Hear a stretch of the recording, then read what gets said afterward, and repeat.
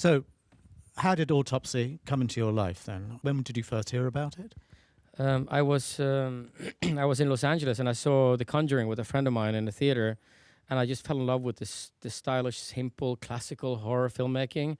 At the time, that was almost revolutionary in 2013 because so many movies in the horror space had been trying different things stylistically, and I just loved the classicalness of it. And I asked my agents, please, if you find a horror script, that is good, let me know. And a month later, they sent me The Autopsy of Jane Doe. I wasn't even on the list of directors they were considering because Trollhunter was so polar opposite of this movie. But I had a conversation with them, and fortunately, two of the producers were here in London, and I was working with them on another movie. And it was just like this weird coincidence, and I fell in love with the script, and they already liked me, so it was kind of a done deal very quickly. And you read the script in 45 minutes because you thought it was that great. Yeah, I remember lying in bed, and I was like, okay, I'm going to read this. It was like I had to get through it so quickly because it was so scary. The script, and to write a scary script, because a movie script is so technical, and to be able to write a scary script is a awe-inspiring thing. So when I read it, it was so detailed, it was so precise. The relationship between the characters, the whole plot development, the details of the forensic details of what was going on was so well researched. It was just like amazing. It was like sometimes the script read like a shot list for a director. And it was just like, okay, as long as I just point the camera where they tell me to, I'll make a good movie. Did you add anything to the script? Is there something you wanted to change or finesse about it before you started it? I mean, in the process of prepping for the shoot, you do finesse things a little bit here and there, and then the actors add things. I mean, there are moments where, for example, Brian would add details to a couple of things that he was saying, like a couple of like more speeches, if you will.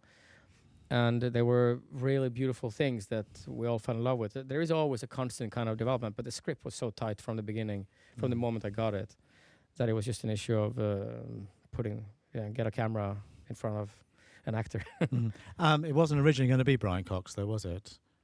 No, we were supposed to shoot it the summer of 2014 with Martin Sheen playing Tommy.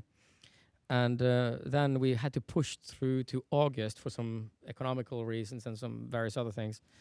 And then suddenly we bumped into the end of our shoot. We then bump into a show on Netflix that he was doing with Jane Fonda or something. And we lost him.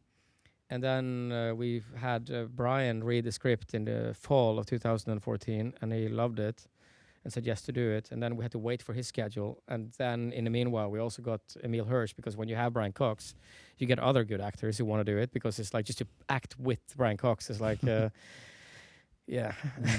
Now, Brian said that he liked the father and son relationship in the script a lot. That's what drew him to it. Yeah.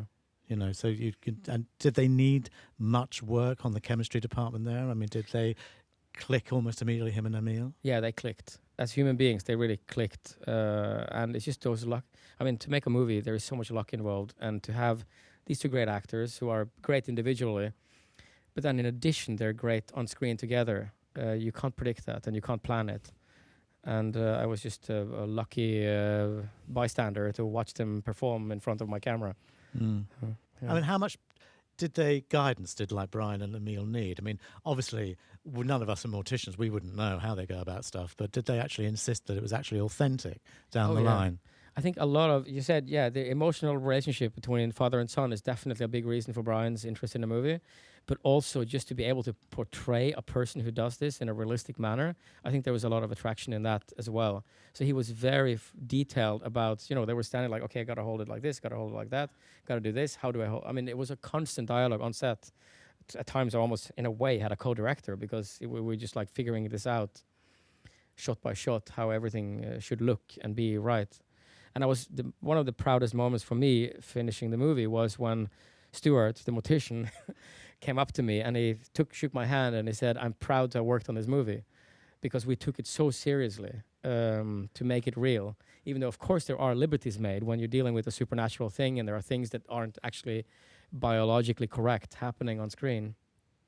It was still like everything that was supposed to be correct was done correctly.